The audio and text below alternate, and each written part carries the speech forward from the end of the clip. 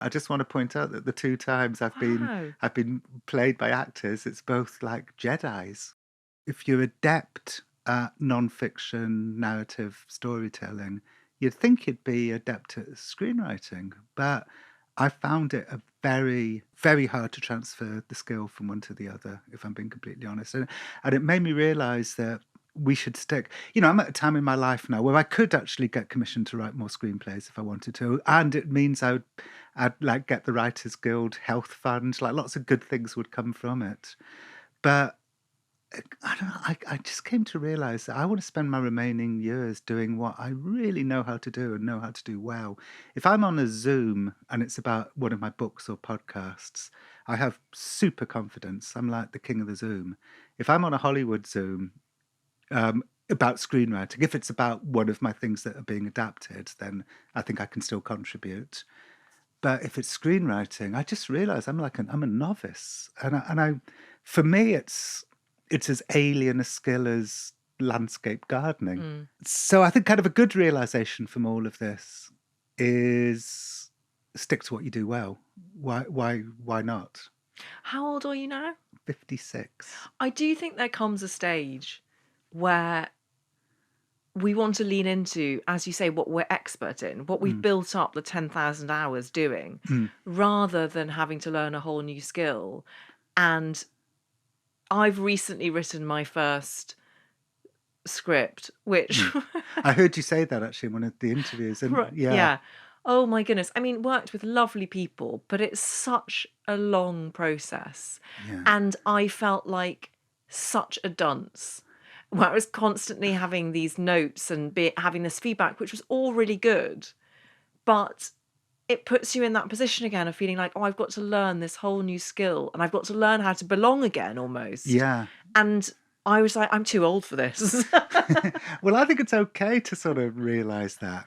For me, I think it's fiction. It's the fact that it's fiction. If I go into a room as a piece of journalism, I feel confident enough to know that I could tell the story of what's happening in this room in the best way that it could be told.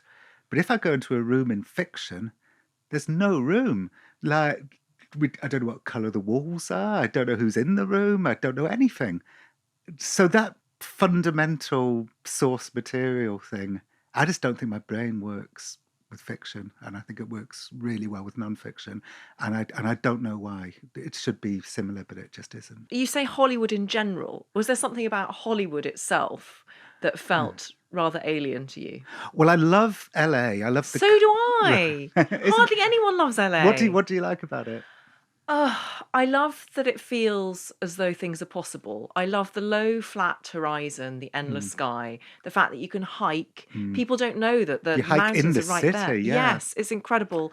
I like the fact that there are different parts of LA, so it's sort of lots of villages in one sprawling city. And as long as you find out which village you like, you can have the most wonderful time there. And you can Mm, write outdoors yeah. whilst getting a tan. And you haven't mentioned a couple of other things that I really love. The colours. You have these Yes. pale colours that you don't get in Britain. Mhm. When a Brit goes to New York, it's amazing, but you kind of understand.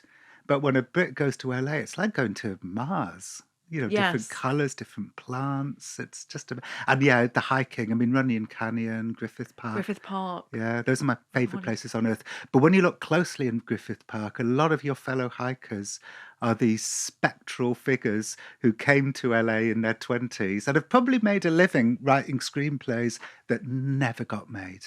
And they'll have meetings where people will tell them, keep at it, you're the greatest voice of your generation. And then nothing ever happens. And 30 years go by and you've written and written and written and nobody's ever read or watched any of your stuff. And that's something so bleak and depressing about that. And the other thing is, I think it's a very, I mean, I guess because such big amounts of money are involved, it's a very alpha male industry when you're actually making films. Mm.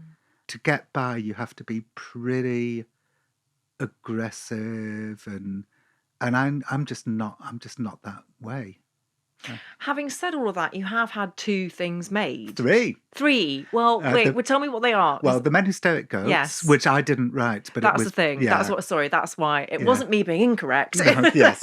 But you are played by Ewan McGregor in that movie. I am. Yeah. And then in Frank, which I co-wrote with Yes. the brilliant Peter Strawn, Donald Gleeson plays me, another Star Wars person. I just want to point out that the 2 times I've been played by actors, it's both like Jedis. Because you were in Frank Sidebottom's band. Yes, I was his keyboard player. And then Okja, which I co-wrote with Bong Joon-ho, who then wrote and directed Parasite. So that sounds quite successful for someone who...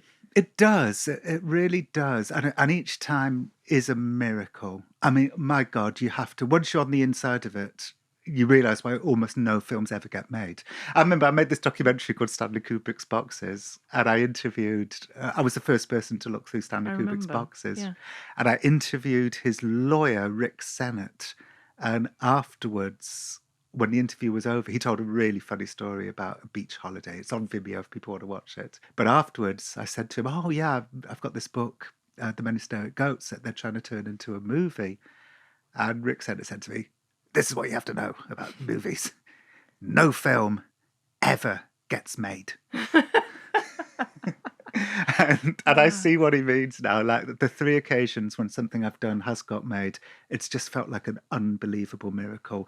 Like you're a juggler juggling 30 things and not dropping it. It's the number of things that have to fall into place. I just can't believe that anything ever gets made. Thanks for tuning in, and if you found this video enjoyable, be sure to check out the full episode on your preferred podcast platform. And make sure you're following How to Fail on social media for additional content and updates.